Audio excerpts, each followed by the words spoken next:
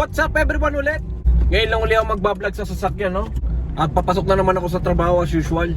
Panaka-naka na lang yung ginagawa kong vlog, no? At medyo nahihirapan ako sa pag-i-edit. Yung isang video yung ginagawa ko, 2 linggo ko na yatang ini-edit. Patsani-tsani lang kasi ako ng edit.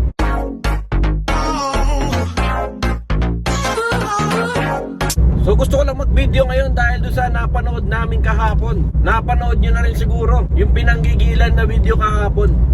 Yung pulis sa Tarlac na namaril ng mag-ina. Napaka-disturbing nung nangyari dun sa video, no? Magkahalong lungkot, awa, galit, yung mararamdaman mo pag napanood mo yung video. Nung nakita ko yung reaksyon ng mga nakapanood, yung asawa ko, yung ate ko, yung tatay ko, yung pamangkin ko, yung nanay ko, nung napanood nila yung video, hindi nila alam yung mararamdaman nila. Ako rin, hindi ko alam yung mararamdaman ko nung napanood ko eh. Sa harap ng kamag-anak nung mag-ina, pinastay sila nung pulis na parang wala lang. Sa ulo pa binaril ng pulis. At nung nakahandusay na, binigyan pa niya ng tag-isa. Talagang siniguro niyang mamamatay yung mag-ina. At ginawa pa niya yon sa harap mismo ng batang-batang anak niya na proud sa profesyon ng tatay niya. Okay. My father is a policeman! Siguro nakita nyo na rin yung kumakalat na post sa Facebook, yung post ng anak ng pulis.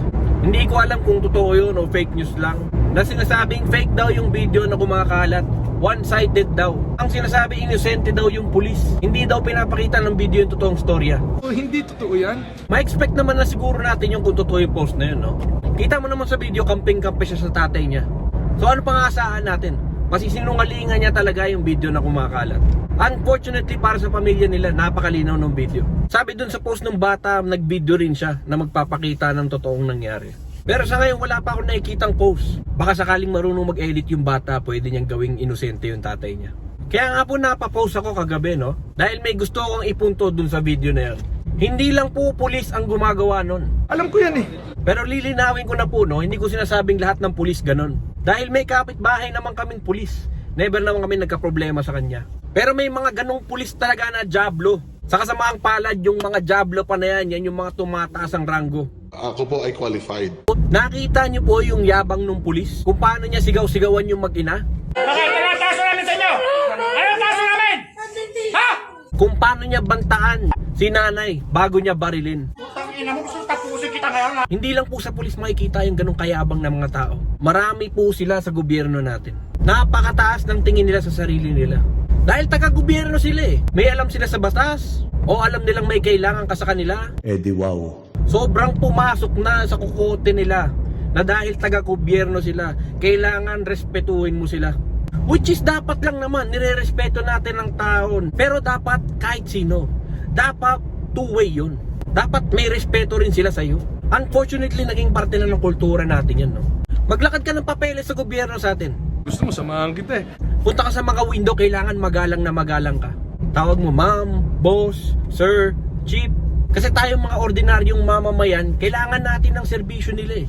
Unfortunately, ang public service sa atin, minsan parang magmamakaawa ka pa eh.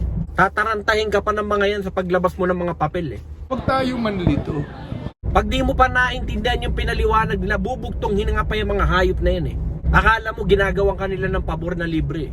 Paano naging problema ng gobyerno yun? Nakakalimutan nila na trabaho sila. Bayad sila nakaupo dun sa opisina. Public service yung pinasok nilang trabaho. Nakakadismaya nga eh. Kahit dito sa New Zealand. Punta ka sa Philippine Embassy sa Wellington.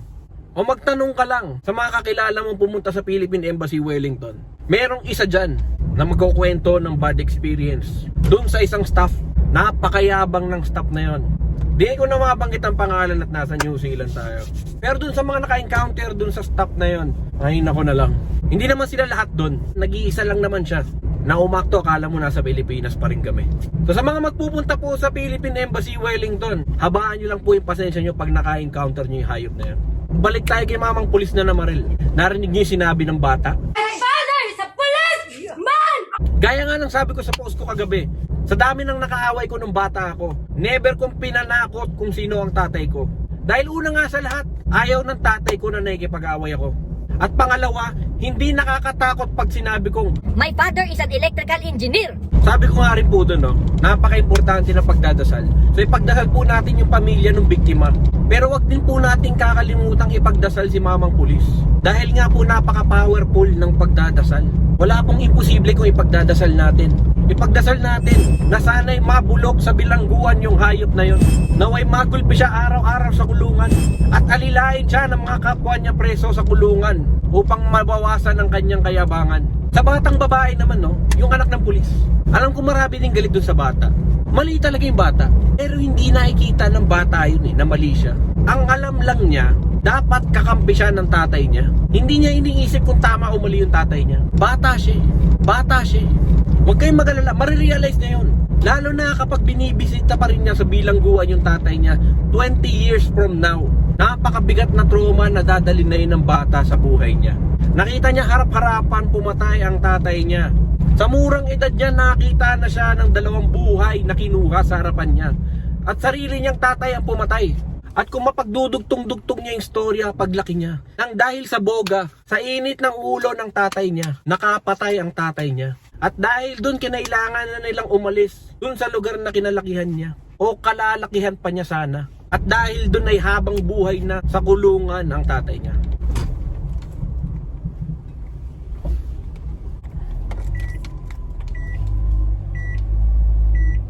Condolence po ulit sa pamilya ng biktima, no? Sana po yung makuha nyo ang hustisya.